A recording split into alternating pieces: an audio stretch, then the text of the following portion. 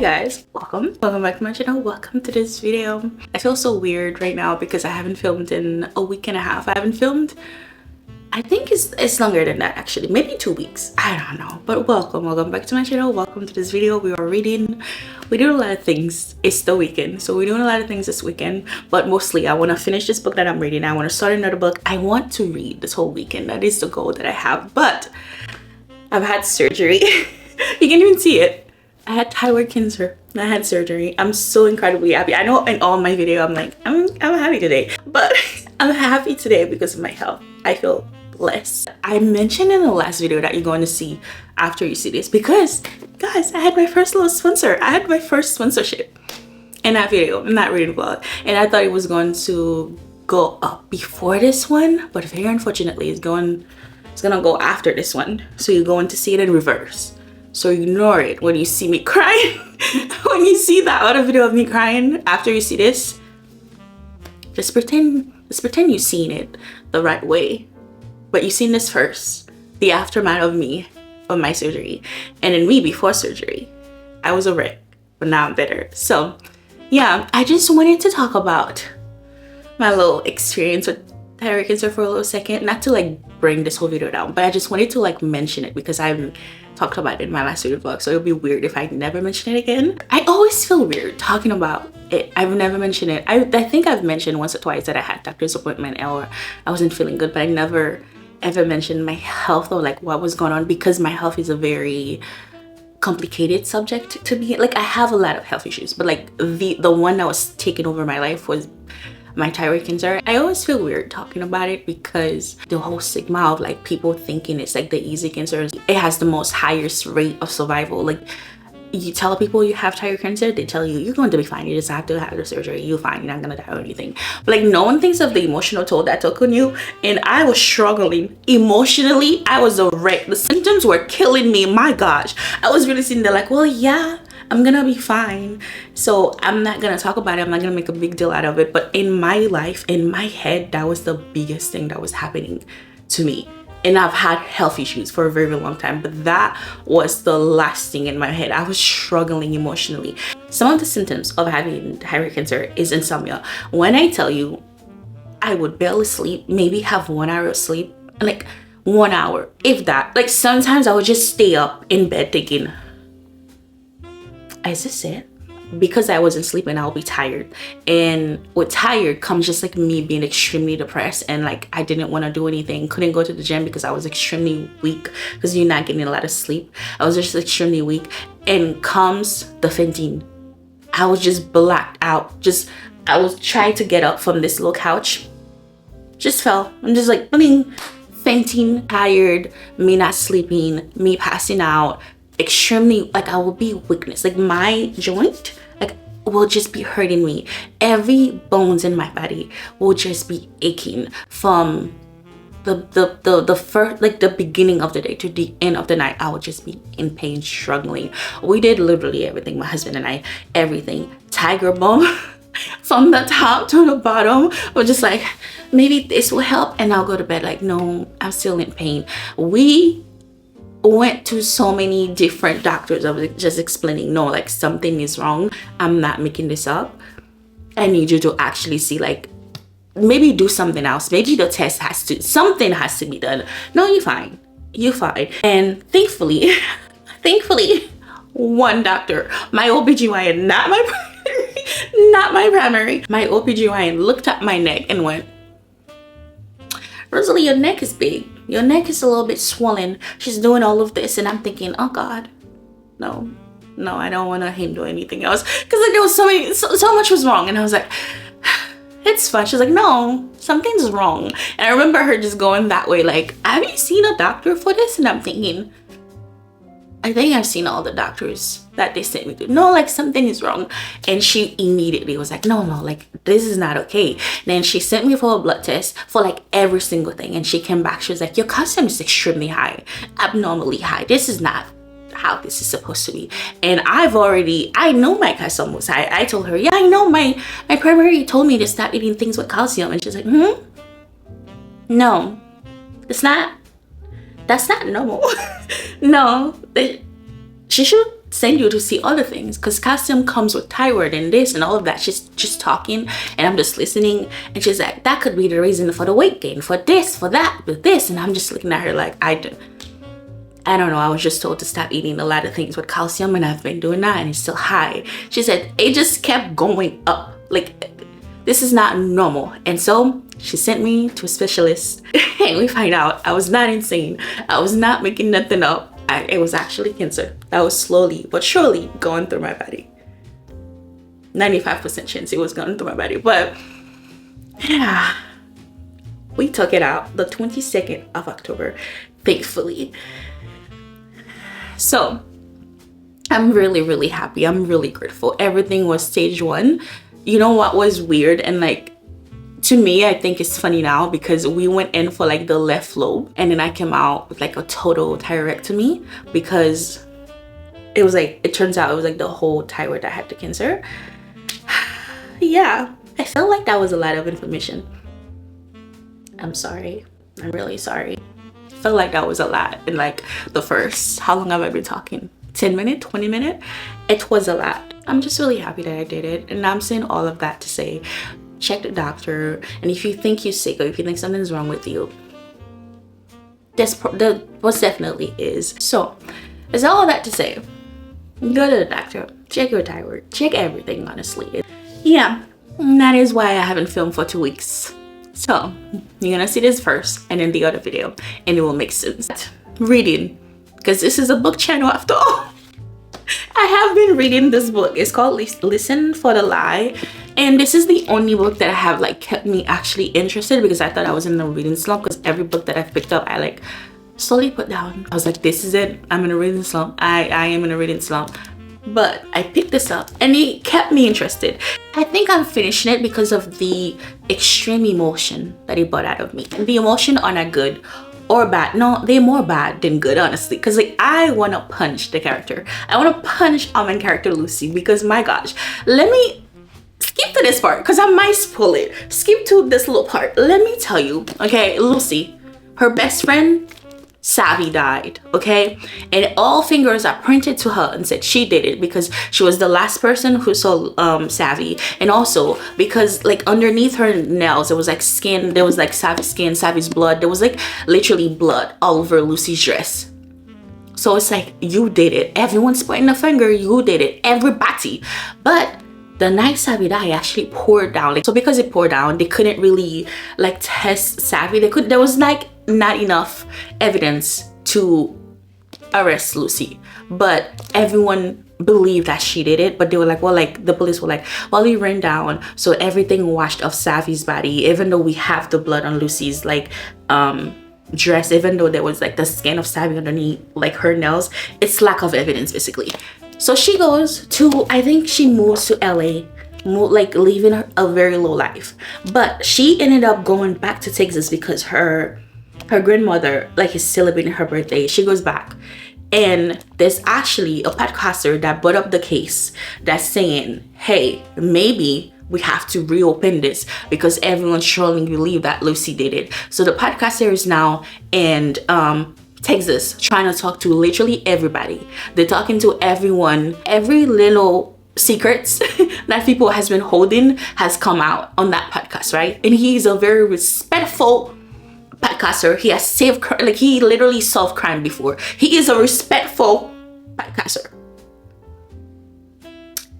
Why he slept with Lucy? They slept together. Why?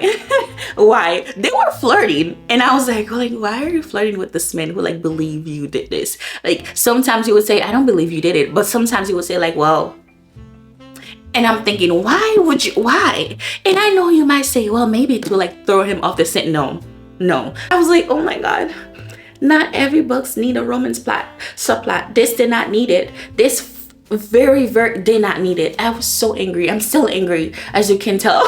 Like last night I was reading this and she was like talking to him and doing something to him, and I was just so annoyed.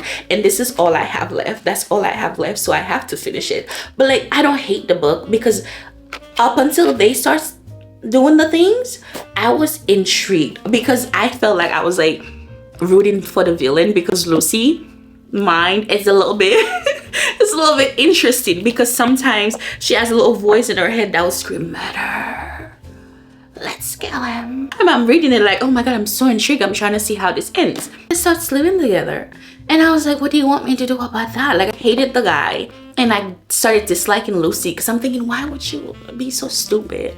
Why? And like, it's not like he doesn't believe you did it. There was a part where he said, hey, seems like you did. So that is what I'm reading so far, and I only have a couple of pages left, and literally done. I'm done. Not even 20 pages. So we're gonna finish this.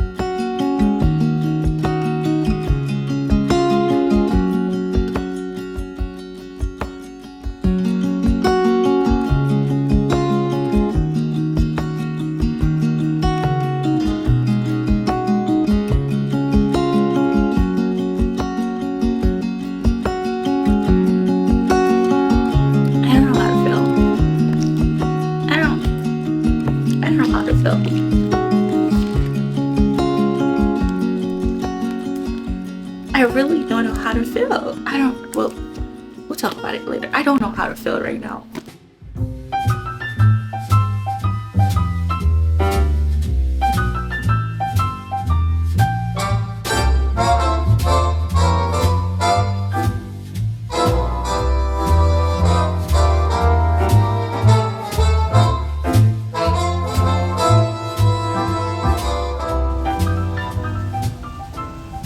I was gonna come and talk about My Sister the Serial Killer, because I started My Sister the Serial Killer yesterday, and I'm on page 50. Hold on, I'm on page 40. I'm going to page 40, and I'm really enjoying it, and I was gonna come talk about it, but then I realized we have not talked about Listen for the Lie, and I finished it, and I just haven't talked about it. And okay, so I really wanted to like this book. I feel like when I read the synopsis at my library, and I read the synopsis, I was like, ooh, this is going to be really good. I mean, it's about, the premise of this book is that it's about this girl named Lucy, who everyone believed her best friend, but she had amnesia and she couldn't remember a thing that happened that night. But every finger was pointed at her and said like, yeah, you did it. I read this, I was like, oh, this is going to be really interesting, because like, what do you mean you have amnesia and you can't remember this horrible night that happened and you didn't get arrested? Like, I was just so intrigued, and I was like, I want to know how on earth this is going to end. And so I was really interested, and I started reading the book, and I was just rooting for our men, like our female characters so much, because one, she couldn't remember anything, but she was just so interested as a main character. She was really interested. There was a little voice in her head that would scream horrible things. I was screaming like murder in her little head, and I felt like I was rooting for the villain at times, because I was just like, why are you out here? And there's a little voice in your head that tells you to like hurt people, and I'm like, girl, I'm supposed to believe that you didn't hurt your best friend. Like, I felt like a little detective the whole time I was reading this book, because I'm like rooting for her, and I'm trying to figure out who did it, and I'm thinking maybe it's like her mom, maybe it's her dad, maybe it's her ex-husband, maybe it's everyone. Like, I was literally sitting there like, who did it, and who is responsible for this? And then the subplot happened, and I was like, oh, I didn't see that coming. Okay, I was annoyed at the subplot, but I was like, okay, fine. And then I kept reading, and then the ending came, and I just was not shocked at all whatsoever, because earlier in the book I guessed who did it. I went to my husband and I said, I promise you this person did it, and I gave him a whole reason of why I believe that the character that did it. Like, I went to him, and I was just hoping the whole time I was wrong. Like, yes, I was like, I'm right, I'm pretty sure I'm right, but then there was a part in me that was like, I'm pretty sure I was wrong, because it won't be so on the nose. Like, I wouldn't have guessed it so like early in the book and so easily. Like, I just kept believing like, there's no way it's this person. But if you were paying attention the whole time while you were reading the book, and if you were like trying to figure out like who did, like if you were just like a little detective like I was, and you're just trying to figure out every single person in her life, you were just like, okay, you said this and you said that, and you looked at her this way and you did this and you did that, you will have known who did it. I really don't know how to feel about this book. Like, I finished it and I was like, okay, all right, and I had no feelings towards it. You know what I mean? And so I woke up today and I completely forgot I read it up until I saw the book, and I was like, right, I have not talked about this book when I finished it. So I said that to say I don't know, like, I don't know how to feel. I don't know how to feel. I don't know how to feel. This book just wasn't for me. I like the writing. I enjoy the writing very, very much. It was very fast-paced and very interesting. I really, really enjoy her writing. It's just like the shock value wasn't there for me, and I don't know how to feel about it. But I am currently reading My Sister the Serial Killer. This is for me. I'm enjoying this very, very much. I'm in page 40. I'm in page 40, right? Yeah, I'm in page 40. I'm going to page 40, and I believe I can just sit here and binge read this because the chapters are really short and the story is a very interesting story that it just like have me like, I can't put it down, because it's about two sisters, Ayola and Kode. I'm hoping I'm saying her name right, but like the title says, Ayola is a serial killer, and she basically just like kills her boyfriends. Like, she just unalives her boyfriend, and she unalives him like anytime she wants. Like, she can start dating somebody and they yell at her or say something to her. Like, if she's dating you and if you say something she doesn't like, most likely she will unalive you. And she'll call her sister Kode, and Kode will just basically come and like clean up the area, make sure everything is like clear and everything like that. From the very first page, it was Kode cleaning up a crime scene, and it was really, really interesting because she was telling you about bleach and what to do and all of this, and you were just like, oh, so we're starting like, this is really serious. We're starting right here, we're starting there. And it's not the first time she has hurt, like, you know, unalive a boyfriend, and you realize this is like a thing that she does. She hurts them, calls her sister, and then the sister comes and clean up the area. It's just so interesting because the whole time I'm reading that, I'm thinking my sister will die in jail. Like, personally, you call me and you tell me you hurt someone a first, a second, and a third time, I'm bringing the police. First of all, look at me, I'm not making it in jail. So the whole time I'm reading it, I'm thinking, my God, like, my God. And she doesn't even feel any remorse. She does not feel any remorse towards it. She just hurts them, and she's like, well, like, he was doing this, or he yelled at me, or he did this to me. And she's like, so I did what I had to do. And then the sister's sitting there like, are you insane? Like, are you okay? Like, what are you doing? And I'm thinking, you better than me. Like, you are better than me. The first time, well, first of all, that won't be the first time, because like the moment I walk in and I see what you've done, I'm like, just give me a second, I'll be right back. The police is coming. Like, I'm not coming back. The police is coming. But the second time, girl, the second time you clean up again, I was like, what is wrong with you? Like, I was really sitting there at the park and I'm like, what is wrong with this girl? Like, this is the third time. Like, I was really sitting there like, you will die in jail. You'll die in prison. I'll bring them up to you. Like, no. She literally says, why are you looking at me as if I'm a bad person? I'm a victim too, you know? And I was like, girl, did you just say that? She literally told her sister, like, why are you looking at me as if like what I've done is bad? You know, this is victim blaming. I'm a victim too. Like, they did this to me, and I was shooketh. I was shocked, but I'm eating this up. I just want to see the ending of this, and that is why I think I'm just going to sit here and binge read it and finish it. I really just want to finish it. Plus it's very bingeable because the chapters are just really short. Like, literally, this was like a paragraph and that was the chapter. So I'm gonna sit here and I'm gonna binge read it.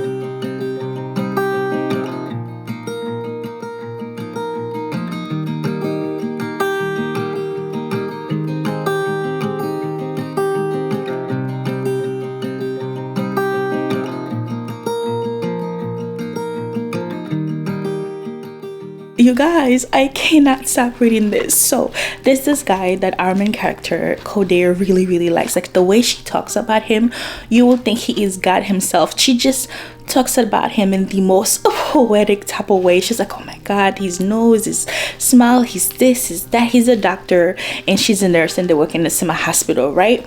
Well, she's in love with him, and it seems like he wants the sister. It doesn't seem like it. He wants the sister because the sister Kim, Ayola went to visit Kode in the hospital. She went to like have lunch with her or something, and everyone saw Ayola and think, oh my god, she's literally gorgeous, she's wonderful. Like, how are you guys sisters? You guys don't look alike. Because like I said, she looks like a Bratz doll. She's like perfect beauty 10. Well, the guy Tade, he wants her, even though I'm pretty sure he's aware that Kode has a crush on him, but he does not want Kode. He wants Ayola. And so I'm just like, is this how this is gonna end?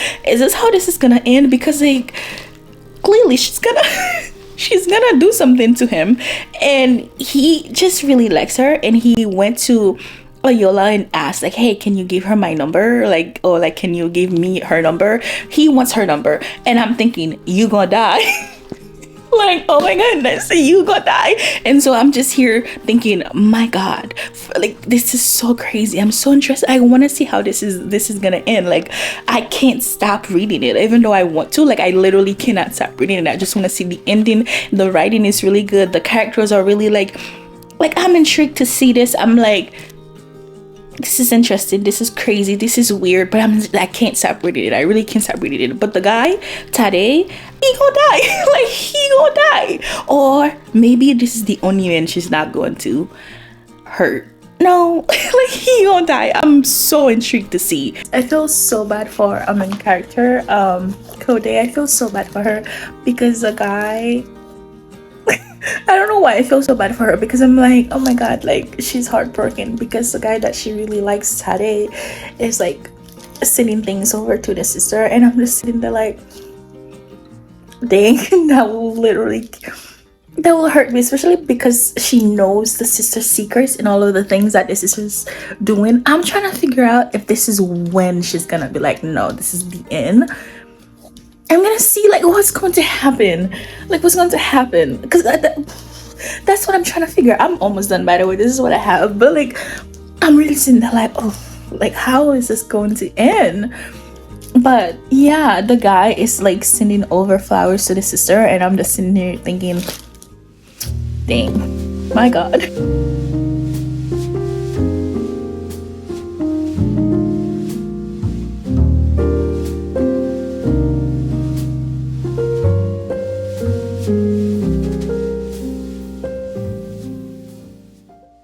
I've been wanting to read this book because I've been seeing it going around TikTok and BookTube, but I didn't want to buy it just in case I didn't like it, because I've seen mixed reviews about it. Some people loves it and just like goes crazy for it. Is this one in Quicksilver that people are just reading right now?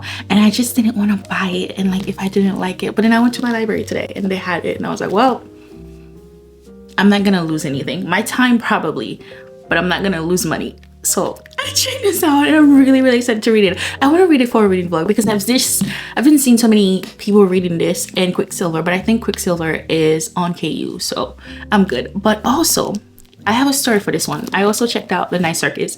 I don't know what this book is about. I went to my library, I saw this book, opened it, and I read the synopsis. I was like, oh, okay, closed it, never thought about it again. I just forgot about it, right? And then yesterday, I'm scrolling on TikTok, and I saw The Night Circus by Erin, and I was like, oh, I saw that book. And then again, and I felt like I was being hunted by it. I didn't do anything, and I woke up this morning, there it is. All the videos that like I was seeing was like 2022, 2023. We were about to hit 2025. Why am I now seeing this? So I thought it was a sign to get this, so I checked it out today. And also I checked out two little books that I've been really excited for. I was on hold for this book because it's about, I think it's in the POV of a male like character. Yeah, I think our main character is a guy, and I feel like we don't usually get that. Like, obviously you get like dual POV, but I feel like most romance book, it's just like we focus on the female character so much, and this is like the male POV. I think he's going through a breakup or something. Yeah, so I was on hold for it because I didn't want to buy it. I've been on hold for like 2 months, and it's here now. I'm quite excited to read it. And I also got Hello Stranger by Katherine because I wanted like a palate cleanser, because the whole week I was reading like thriller and mystery. I finished it, but I was like, I need something like a palate cleanser. So I borrowed stranger. But I finished My Sister the Serial Killer. The ending was not what I expected, but I think that's what made the story, because like the whole theme of the book was basically about loyalty and family loyalty and like protecting your family member. And like it was just so confusing because, like I said, it was about a Yola who's like a serial killer and the sister Corday who was like basically protecting her. And the whole time I was just sitting there like, well, like she's gonna, obviously something's gonna happen, right? Like something has to happen. Like obviously, like, you know, where do we draw the line of like somebody's doing something so horrible? Like I was so confused of the ending. But then the more I think about it, though, I was like, oh, it actually goes with the theme, because the whole theme of the book was about protecting your family, protecting your loved one, protecting your younger sister. Especially like I feel like in the Caribbean culture and like the African culture, I feel like the elders, like sister or the elders of the family, always have to like protect the youngest. And I feel like that was a little bit part of the book, because like she Kode was like the older sister, and the fact that she just felt like, well, I have to protect my family, I have to make sure she's okay, she's the youngest one. And at the end I just kept thinking something crazy was going to happen. I thought Kode for sure was about to do something. I don't know, I was shocked. But yeah, thank you so much for hanging out with me. We finished 2 books in this video, went to the library, got some books and I'm really excited to read. But I think I'm gonna rate this 4-star. I really enjoyed it. I very much enjoyed it. There was not a part of this book that I didn't enjoy, apart from the ending that I was shocked about, but also the ending that I also really like. I understand why the ending had to be the way that it is. So I think a 4-star. Then the other one, I returned to the library today, Listen for the Lie. I think a 2-star. I did enjoy that book. But thank you so much for hanging out with me. I'll see you next time. God bless you and stay blessed, and bye.